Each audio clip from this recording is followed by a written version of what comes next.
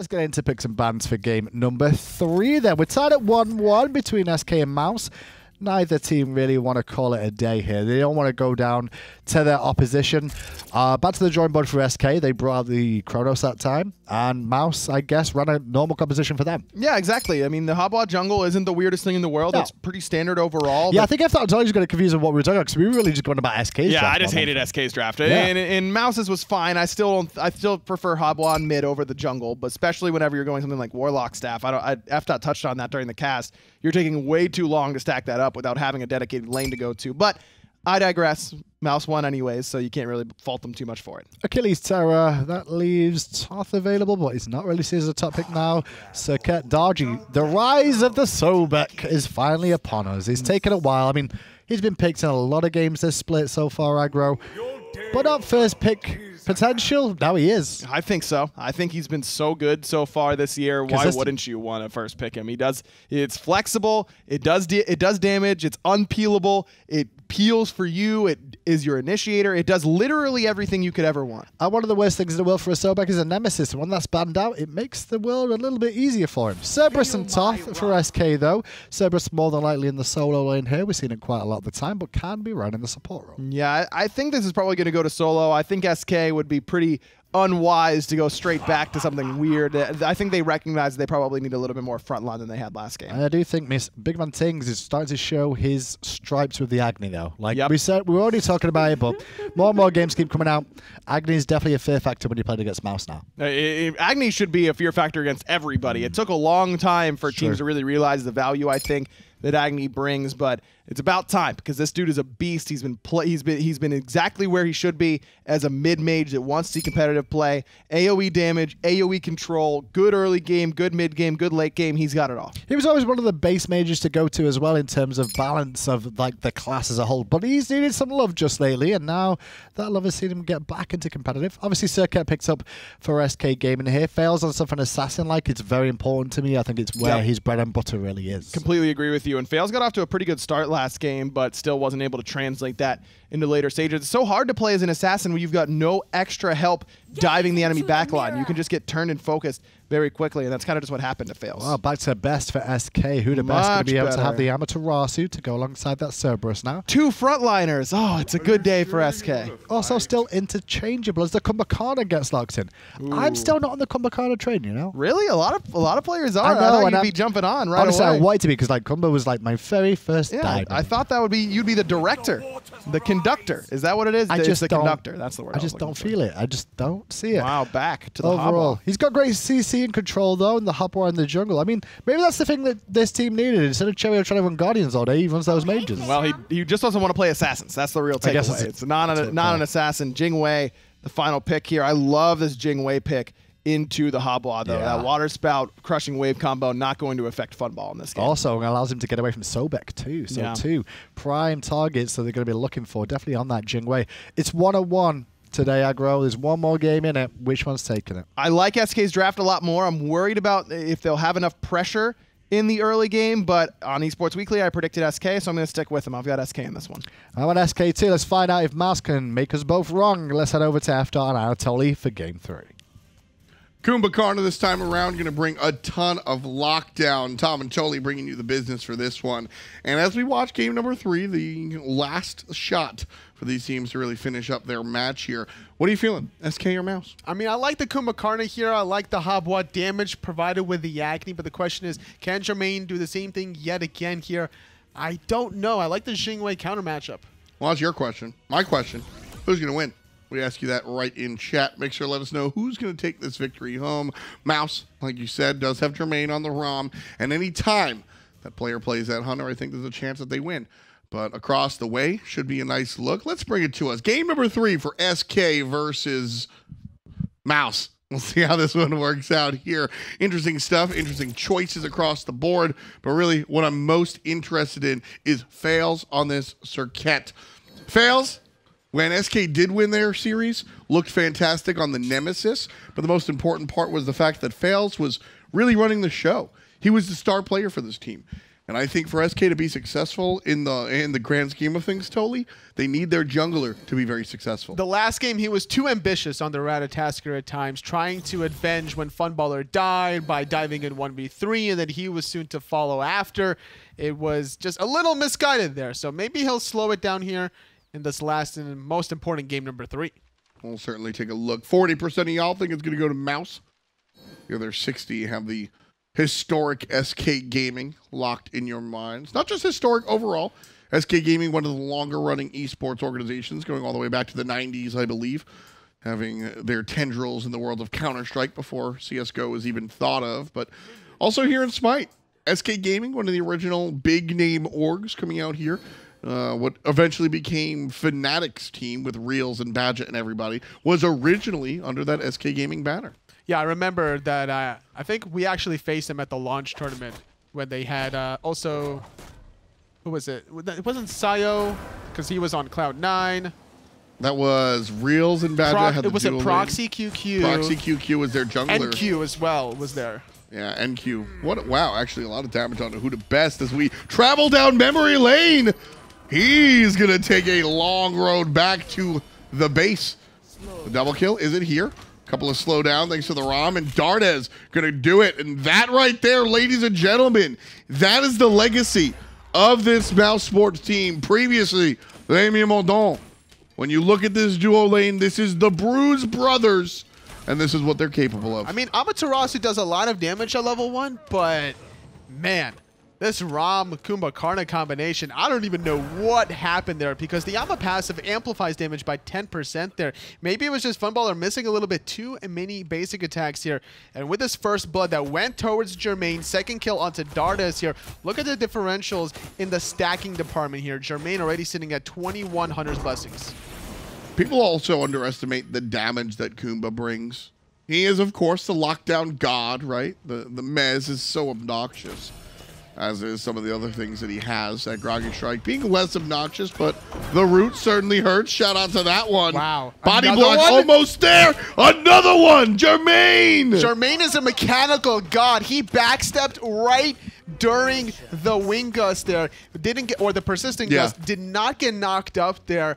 Perfect accuracy as well. This guy is on fire. And it's the duo lane again. Dardez misses the full body block, but just a little bit. Gets a little, forces the sidestep, which of course is going to slow you down if you ain't Medusa. Just these guys combined, as Cherryo gets a kill off screen, are so impressive. Dardez and Jermain, man. This is, you know, you look at Barrett and Jeff, and they've kind of cobbled their two names together to create the sex tank, right? The fish tank and the sex house. This is the only dual lane that has ever been embraced as a proper dual lane, I think. The Bruise Brothers, as a unit, really come out and get celebrated instead of individually. And I think that says a lot of how Mousesports want to win. It's really scary to face these two, honestly, with how aggressive they love to be. And now that Faeles died as well, you're not going to really be seeing a lot of assistance out of that jungler here. He needs to catch up in the farming department. Level 4 Hebo jungle versus level 3 Circuit for SK Gaming. Looking really solid for Mousesports there, trying to close out this series. Talk about relative gold leads, and you're just shy. You know, look at that, like just shy of 2,000 gold at 3 minutes. Oh yeah, this is the start that Mousesports wanted. I think they're really riding off of this momentum high, off of winning the last game. Yeah, I mean, because that's and let me clarify this. When your star player, I mean, you played at a time where you weren't the star player on your team, right? When your star player goes off and goes nuts, that invigorates the whole squad. Yeah, you got to have those pump-up people as well there in the background, being able to cheer the others that are popping off there whenever it's necessary. And I'm not sure who that is from Mousesports, but Jermain definitely popping off here. Might be Nika. Nika always has a real positive attitude. I like that kid. I'm glad to see him in the Pro League. Not sure if he's a top solo laner just yet. I think he needs some more time in the oven and working here for Mousesports. What's your take on Nika's return to the SPL? Are you liking what you've been seeing? He's definitely got a different style than most other traditional solo laners there. Getting the blink on the Sobek, high risk, High reward. Paid off a lot there in that second game, setting up a lot of plays. You know, one time when Lawbster was forced to go into the beads, didn't have the Jaegers, allowed Jermain to catch up with the snipes there. And whereas most other soul laners would go the traditional thorns, it's like, all right, I'm just going to stick on the enemy hunter here, make sure that they're not a factor. But really enabling his team to be on the aggressive is Nika here. And I like it, even switching things up, going for the pen boots right off the bat. Sobek, I want to see more Sobeks do this, and of course it's situational, right? But I want to see more Sobeks go to the pen boots. Having that early penetration can make the damage that he brings. That is, everybody has been hit by a Sobek and knows how hard it hits. When you get the pen boots on these early Guardians, you really, really, really swing at this point in the game. I think it's more of a factor like, hey, we're already so far ahead. Team fights are about to start rolling around. Let's do some serious damage here. Agni and Hebo's going to bring in a punch. Nika wanting to kind of try to catch up to those numbers. Normally, you're going to get a Void Stone on top of this build anyway from your solo lane Guardians. So a lot of these magical characters, even Kumbhakarna added to the mix, is going to start swinging. Yeah. Really clean stuff from Mousesports thus far. Now actually stretching with the couple of kills they got earlier and some good jungle prominence. They've really done well. Now over the 2,000 gold mark right there. Cherryo chasing, lightly chasing into the enemy jungle. More concerned about the red buff respawn right about now. Mousesports with spectacular timing. SK Gaming going to try and fight it into this one, but I don't think they should. I agree with you. Mousesports, I like their composition here also. Keep in mind what Energy did in game number 3 when they went 4 physical and 1 magical. I have more of a problem with that than I do here for Mousesports getting 4 magical. Because now, baiting everyone into magical defense allows your star player Jermain to really pop off there with all his critical strike ambitions in the later portions. That's the big thing. You can make the argument which is easier to itemize into. I think most people would say physical defense is easier to itemize into the magical defense. But that's the secondary conversation for me. My primary is what you just brought up. The fact that, like, yeah, let everybody itemize against our solo Sobek. And then our Jermain comes through and just crits people for 500. I mean, everyone on the magical side from Mousesports does a lot of damage. Yeah. Including the Kumbhakarna support. Yep. You don't even really need magical power on him. Oh, I thought he bought pen boots too. Nah, that's traveler shoes. That's too bold here. That would have been like Ariel bold. Yeah. Even Dardez wouldn't do something like that. I'm thinking. He plays aggressive, yeah, but that's a play style. Doesn't mean he's going to build aggressively. We'll he still see. needs to tank. I don't mind pen boots on Kumbhakarna for what it's worth, because Kumbha with a little bit of power, the whole combo, belly bump, ult, Sure. you lose 40% of your HP. All right, but the problem is getting to that position, right? Traveler shoes allows you to get there faster, where you're going to be having water and fire waiting for you on the ground. What if he goes blink? I would like to see blink from Dardez, yeah. BigManTingz getting controlled with a little bit of a taunt. The stun's coming down, but big control from Cerberus. Dash from BigManTingz. Beads is good, and it will save his life. The dash is fine underneath the tower. Meanwhile, Nika gonna pluck one up. The knockup's good. Ducky's in trouble. Not dead just yet. He'll wiggle out. Cherryo didn't have his ultimate available quite yet. Blinking in his fails into that tower line. Here comes Final Judgment. Cherryo does have his ultimate now. Oh, and he avoids the Final Judgment with an ultimate of his own. The turnaround from Lawbster will be fruitful. Cherryo falls down for the first time this game. Gets a kill beforehand, though. 2-1-0 for the Egyptian jungler. Across the way, Faeles falls down. 0-2-1 out of the UK. Jungler for jungler, not a bad trade here. Mousesports definitely tried to defend a little bit sooner there, but with how low BigManTingz was, he needed to back to base there. If Agni was still around that corner, I think that they get a 2-for-1 there. SK Gaming, however, see their deficit just increase. Able to get 1, but so is Mouse, and so that 2,000 gold that we were talking about before, now almost 3,000 totally. Again, I've actually been using this term a lot recently. I'm not sure if it's the meta of the game or just the gameplay in general, but the old Adonicism, death by 1,000 cuts. We're seeing not a huge team fight into giant objective. It's a kill here and a red buff, a kill there and a blue buff, a kill here and an XP camp. It's what you can get from the stuff after the stuff, as you like to say. Yeah. And yeah, if that's the way you're going to do it here in Season 5, then why not Going for a Gold Fury after respawns at 5 minutes is also a possibility here to extend it. Going for towers has been something that Mousesports already did in this game, getting the tier 1 mid. And they're looking to be on the up and up here. Not even bold enough to go for the Gold Fury. They'd rather just keep forcing these engagements probably in the little jungle skirmishes. Keep in mind that Mousesports are doing this without Dardez in the jungle. Sure. A Kumbhakarna in the jungle waiting for you is scary. That's very true. There's a lockdown. Oh, WhoDaBest gets his dash interrupted by Dardez. What a big boy play. The roll forward. In 2 shots, he'll do it. Jermain, a 3-0-1 so far. That one basic attack just did 183 damage on the Jingwei at the tail end of that. That's a level 10 Ram. Doing 183 damage there. Faeles gonna find the taunt onto Dardez. There's the big bump. And here comes Lawbster. You see how much damage Kumba ult does? Yeah, about 25% health of a level 8 Circuit. On Guardian's Blessing, Traveler's Boots, and... Sure. Yeah. It's a lot. But Habwa and Agni definitely do more. Oh, absolutely. That's why you need to make sure you survive and create that buffer here. Faeles. Oh, that missed. Faeles looking so aggressive, but Jermain dashing on in. Just even more aggressive is the Hunter. Low HP for Dardez, but it do not matter. Cherryo shows up and sends Lawbster back to Aloha. The rest of Mousesports just continuing their reign of terror here.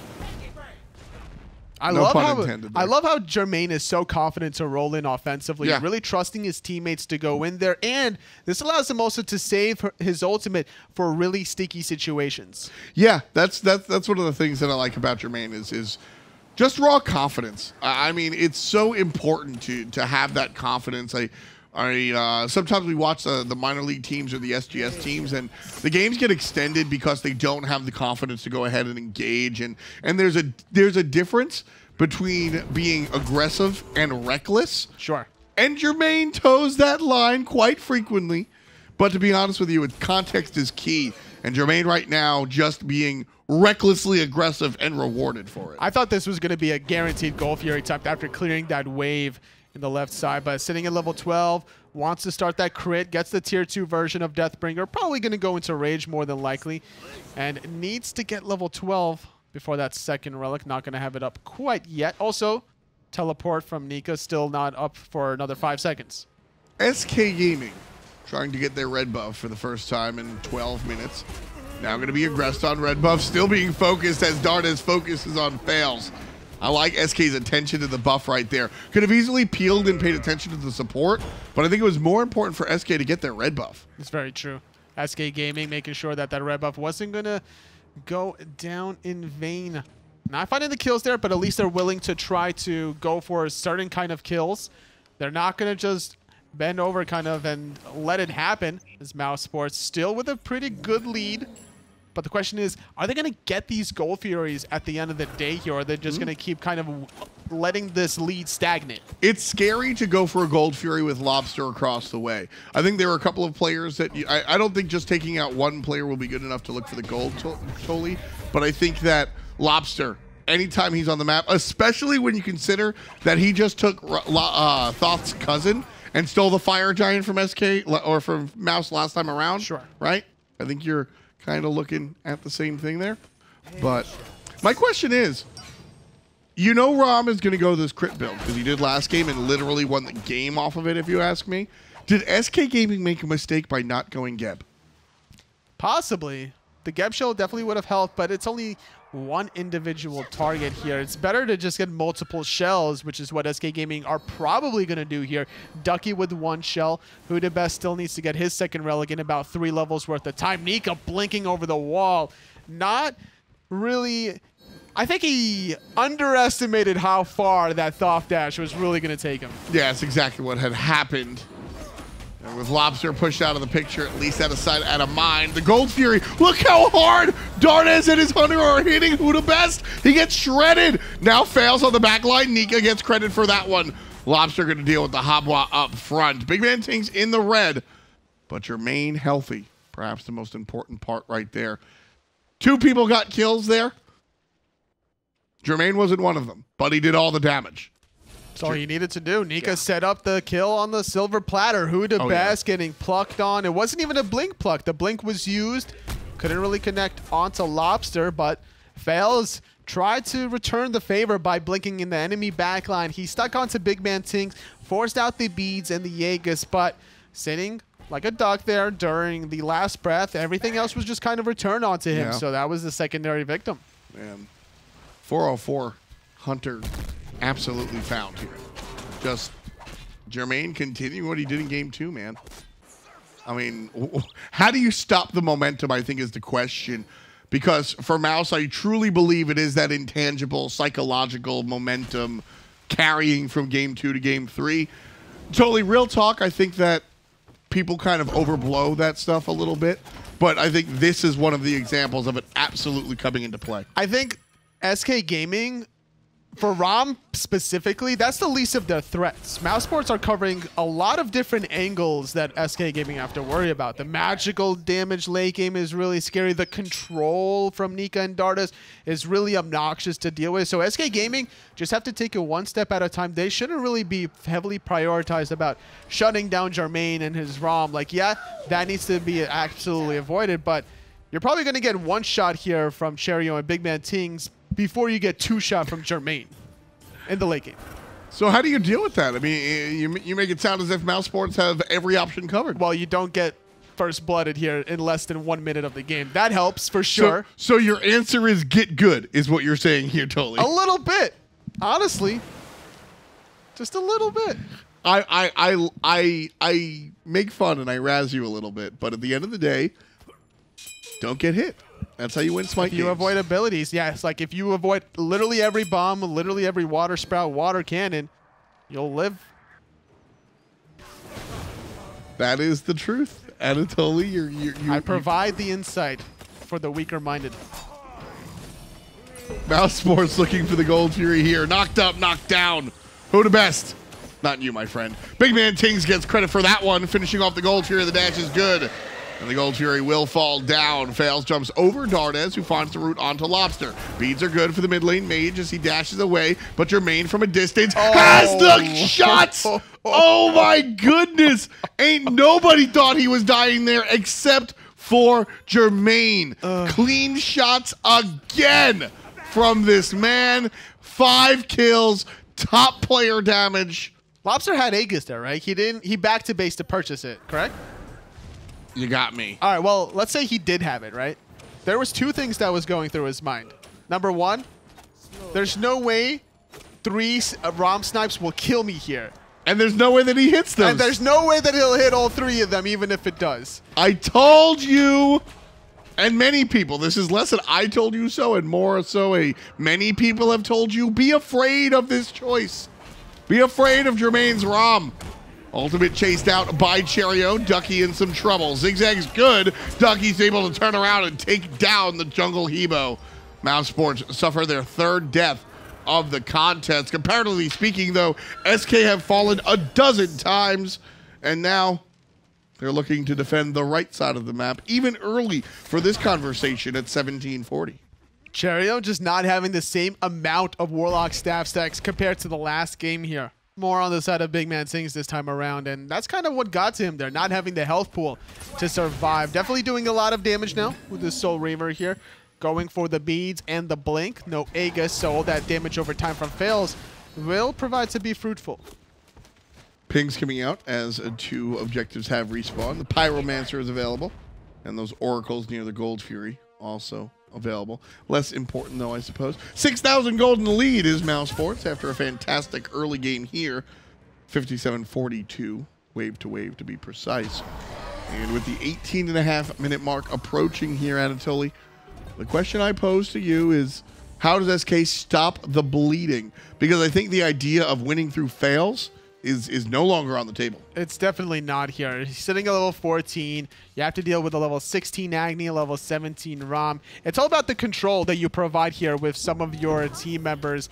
It's basically, if you can avoid the Sobek engage with Nika finding the pluck so consistently here between his blink or just straight up plucking people, and serving everyone up like a silver platter. SK Gaming just need to stall out the game for as long as possible. If they can give up a fire jet, I think they can still hold on here. Lawbster has the range with the Thoth, more importantly.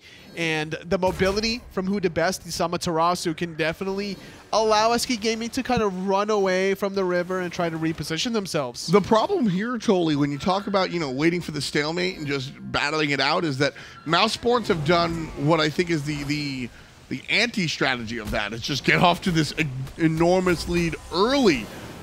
Dardez looking to push that forward, blink into the back line, looking for Lawbster. Half HP on the mid lane. Mage! Nika confirms after huge damage from BMT. Fails half HP, finds a kill, and will jump to safety.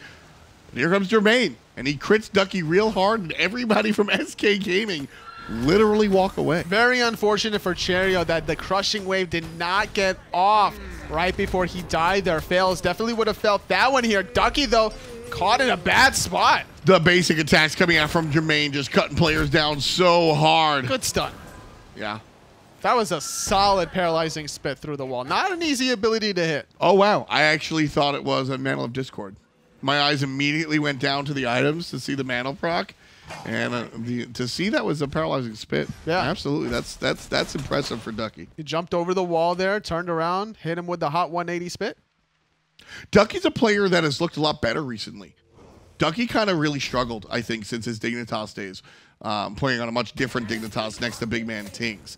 I think everybody on that Dignitas team kind of struggled. I think there was a synergy issue more than anything else, yeah. Because Ducky came into the scene and looked like a promising young solo laner, and then him, BigManTingz, they joined that Dignitas roster, which is not the same that you guys know right now. It was a much different team, and he just seemed to stagnate. He didn't continue to grow. Here on SK Gaming, in the latter parts of the split, I think early in the split, he looked kind of the same.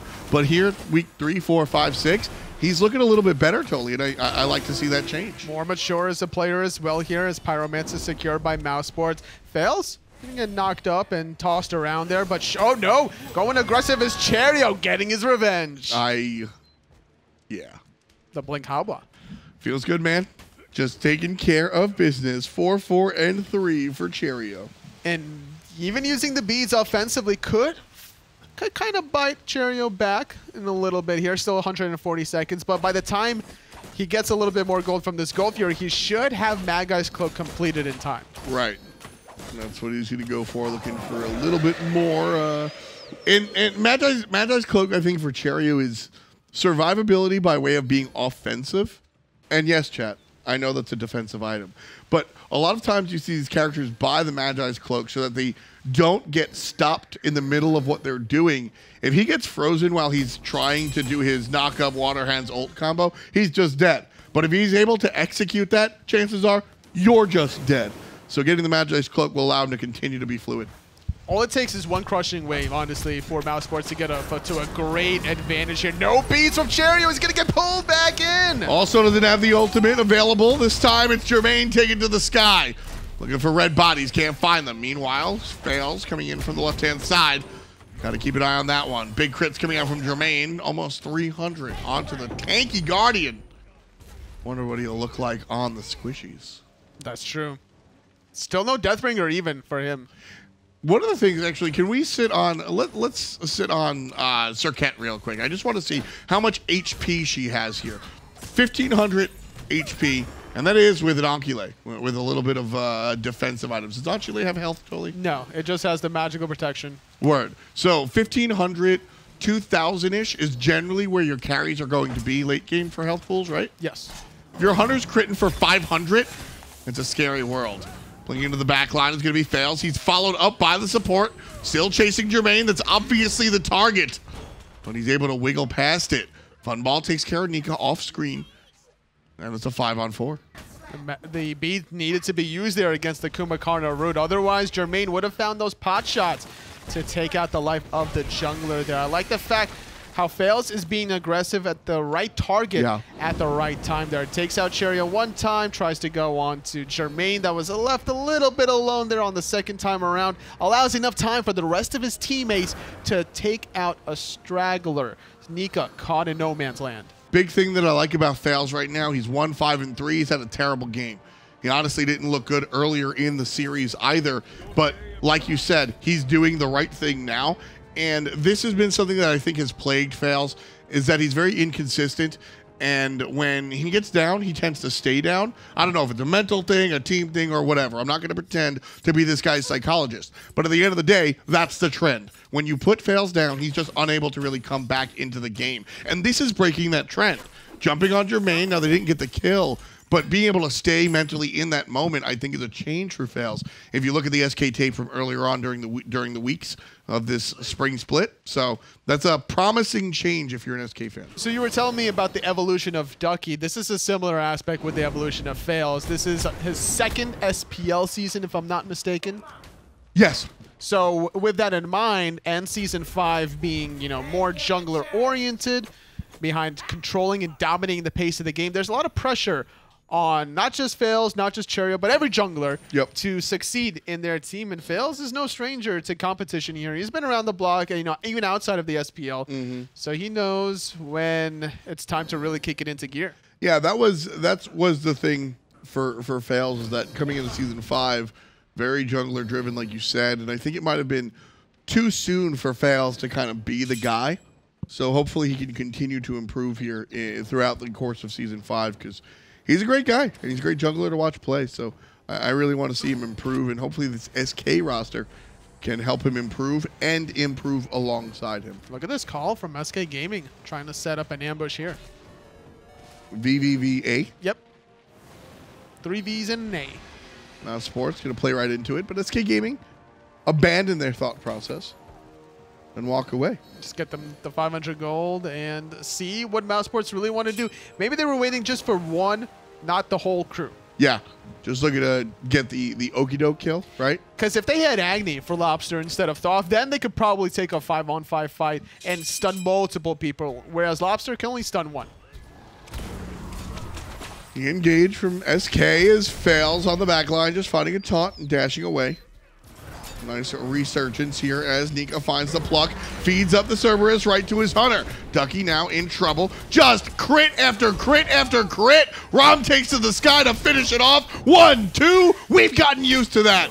Jermain finds a third into the wild blue yonder as Nika takes care of Faeles. 2 down on the side of SK. Roll forward, Ram goes, and Jermain bringing everybody with him. The game leading 6 kills and 8 assists for the Hunter so far. Deathless in our 3rd game. MVP play of that fight goes to Dardez, using his epic uppercut as soon as Faeles re-engages on top of his Hunter. The beats from Jermain was used for the Stygian Torment, so if Faeles gets off the last breath, that snipe doesn't happen, and I think that Ducky just walks away cleanly. Bruise Brothers coming in the clutch. Jermain and the boys take Jermain and the boys take care of the Fire Giant in traffic. SK Gaming show up and try to bother Mouse, but unconcerned is the squad. And so with 16 kills at 27 minutes in, Mousesports have a considerable lead at 10,000 gold. Learning a little bit of a lesson from a couple games ago there. Not going to have any sort of objective stripped away from them this time around, securing it. His Lawbster was too far away, even without his ultimate, I believe. So a considerable lead here as we approach 27.5 minutes. It's only going to get longer here, considering that there's 3 more towers, tier 2 to be exact. So you can add another 4,500 gold here to SK Gaming, or to Mousesports pockets. Late moments of this one. And SK Gaming, this is sort of what I was alluding to, Tolly, is that usually teams will stretch this game out, right, in order to make sure that they're able to stalemate and reach that 6 item slot and make the gold not really matter. Well, right now, SK Gaming, they've got 10 more minutes or so if that's what they want to do. Most of these players only have 4 items, not including the blessing. Oh, but look at this play. Look at this I think SK Gaming want to try to force something right here, right now. What are they going to force, Tolly? They're not forcing the issue, that's for sure. Well, they're It's spotted Mousesports. out now. No sense in whispering. Right side is Jermain piling shots into Ducky one more time. Left side is Dardez making sure Funballer and Faeles can't get involved. The rest of the carries doing work on SK Gaming's roster. WhoDaBest up top, but Ducky on the bottom. Cherryo able to take care of the support player. Excuse me, the solo laner. Lawbster gets plucked, and he's going to be in trouble as well. SK Gaming trying to defend, but Mousesports, they've got Jermain. They got another kill onto Lawbster here. That's 2 dead SK members. The dash comes through. Epic uppercut waiting underneath. Cool guys, don't look at explosions. That Dardez walks away. Mousesports just took this game and ran away with it. 30 seconds on Ducky, 40 seconds on Faeles, 40 seconds on Lawbster. This is a small window of opportunity. Mousesports are going to look for the left side Phoenix, and then if they find another pick, which they just might, totally they do, Cherryo blows them up. This is game. This has to be game here. It's only Funballer to defend. SK Gaming, they're going to lose yet again to Mousesports here. They lost in week 1, and now they're losing in week 6. And the biggest difference is that in week number 1, Jermain was barely present. He showed up to the game, but he just didn't have what it needed to be there. So we saw the win versus SK, but against some of the stronger teams, Mouse couldn't find themselves. Now, in the final week of the spring split, Mouse have found themselves. When these guys can get all of their cylinders working together and Jermain shows up, this team looks really, really scary. Shoutouts to Jermain. I think he finishes that 7-0-8, if not 8-0-8 towards the end. Just a standout performance from the Hunter. And honestly, even outside of Jermain on the ROM, everyone did a fantastic job there for Mousesports. That last game specifically, where Cherryo on the Hobwa, you got Nika engaging with the Blink Sobeks, you got Dardez playing more traditional things here like Sylvanus and the Kumbhakarna. I'm really surprised to see that, but it's working out. For me, it's not about traditional versus non-traditional. It's about whatever tool is best for the moment. And Dardez opts to the Sylvanus in that last one, or the Kumbhakarna in the last one, the Sylvanus before that. MVP of this game, I think it's pretty clear where I land. Tully, are you thinking elsewhere? No, I gotta agree with you there. Sometimes it does belong to the carriers. Jermain coming out hot, basically winning last game. Then here in game number 3, with the help of his friends, wins this one. Cherryo turned up in the jungle on that Hebo as well. So a nice performance all across the board from Mouse. I agree. Well, that's going to do it for us here on the commentary. We'll toss it over to Hindu and Ryan to wrap up the day. Yeah, thanks a lot, guys. And the one thing about that set for me, Ryan, really, is those two teams, you got to see the best of both of them. Like, the game 1, you saw how good SK can be, and you saw in the last 2 sets how good Mouse can really get to. But against the top opposition, they've really struggled this split. They have, but this is a good sign. As F.Dot said, Jermain finally looks like Jermain. Again, the snipes were on point. Him and Dardez just destroy WhoDaBest in Funball, starting at level 1. Jermain was like level 3.5 when Funball still level 1. But how long have we been asking for Dardez, the Bruise Brothers, right, to just go and fight in the duel lane? They can take on some of the best in the world, and it's good to see them do it. Well, what do you know? Jermain and Dardez actually play with 2 Guardians in that duel lane, and they win both of those games. They win the game where he plays Sylvanus and the game where he plays Kumbhakarna. Even his signature Nox wasn't enough to get the job done game 1. Going into the summer split, I just want to see them try it out. Keep going. You know, the Hobwa jungle is enough spice for me to, you know, separate Mouse from the rest of the pack, make sure you're not doing everything else the same. But Dardez plays so well on these Guardians, man. His Kumbhakarna there was so good. That last team fight, he zones away 2 carries by himself and takes no damage from it at the same time. He played great. Great little performance there from Mouse. And as everyone expected, it is going to be Jermain with the MVP vote. You guys in Mixer Chat have voted. And of course, we will deliver. No surprise. Jermain 7-0-9. I do say the Hobwa for Cherryo is a nice new look. I like it. I do really too. like it. Everyone from Mousesports looked very good this game. Nika on the Sobek was really disruptive, was doing everything that you see the top-end Sobeks do, like Variety and Deathwalker. He was right there doing the exact same stuff. He had a great game. And even against SK, man, you don't win in the SPL without your whole team playing well, and that was on display here for Mouse. It's funny because when you actually look at Jermain, he's always been solid on the Rama, so it's no real surprise, but it's good to see him get back towards his best alongside the rest of Mouse here today. Yeah, exactly. It's just kind of about time. It wasn't a matter of if Jermain is going to be able to do it, it's just when, and we finally saw it today. I hope it becomes a consistent thing in the summer split, because Mouse is going to struggle otherwise. I was going to say, do you reckon Mouse make any changes going into the summer split? I know it might be a little bit early with the last week coming off here, but... I don't think they necessarily have to. This the way that they've played and improved over the last few weeks, I think that they can realistically look themselves in the mirror and say, this is good enough for us to try and make it in to the top half of the league. Now, are you going to be able to compete with the Dignitases and the Energies and the Rivals of the world? Or you're going to have a tough time. Well, but I'm not sure that any changes they would make would do that. It's going to be up to their strategies and how they play together as a team that's going to close that gap. I was going to say, I mean, they even did that anyway. Going into the last, like the Super Regionals, they had a team that was very similar to that ground up all the way over. Let's have a little look at the standings then over in Europe to see how things have broken down. You can see North America not played today, but with Rivals' victory over Energy, that puts them top. Now, for you guys at home to know, game differential is what this will go off first of all for who goes. And if the game differential is even, like Rival and Energies is right there, then it will come down to head-to-head record. Exactly. So LAN is going to be top 2 from each region, even if Dignitas, Energy, and Rival are all top 4 overall. Yep. Only 2 of those teams would end up going. And as you mentioned, that plus-minus differential is going to be very important. So Rival's got a game later on this week, and it's going to be critical for them to find that victory. If they do, they'll be punching their ticket to LAN. That's going to be very important for that too. Obviously, that's only for today as it stands. Still Europe, one more day to play, which will be on the Thursday. Very big Thursday there in Europe, and then 2 days of North America still to come too. Yeah, Dignitas still. They've got 2 games on Thursday. They've got that doubleheader, and they have to win both if they want to guarantee themselves a LAN spot. Yeah, I mentioned the schedule. Let's have a little closer look so you guys can see it at home. Obviously, today is taken care of, but E-United versus LG and Splice versus CLG tomorrow.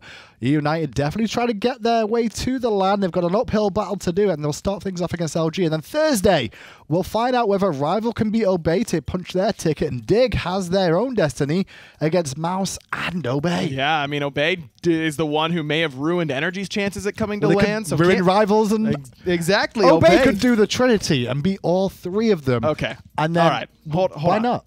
If Obey wins all 3 of those games, they already beat Energy. If they finish it off on Thursday with winning both of those, I will not eat soap, but I'll say that I wanted to eat soap. You know what I mean? Like I'm making fun of Hazer. Hazer ate soap like an vote idiot. in chat if you think Ryan should eat soap. Chat, you can vote all you want. You can vote all you want. I'm just not going to do it. I'm an adult, okay? I don't make it happen. You can't. I'm an adult. I get to make my own decisions. Spring Fling's coming. We can make it happen, can't we, chat? We know the ways. Didn't think about that one, did you? Nope, I did not. Yep, mistakes were made.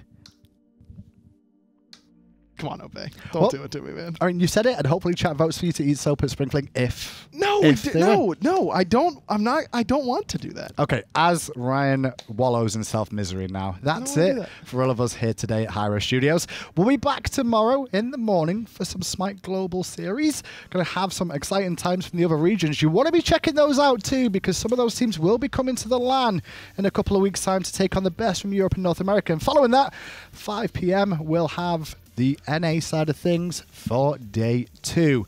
In the meantime, have a wonderful rest of your evening. Take care. See you tomorrow.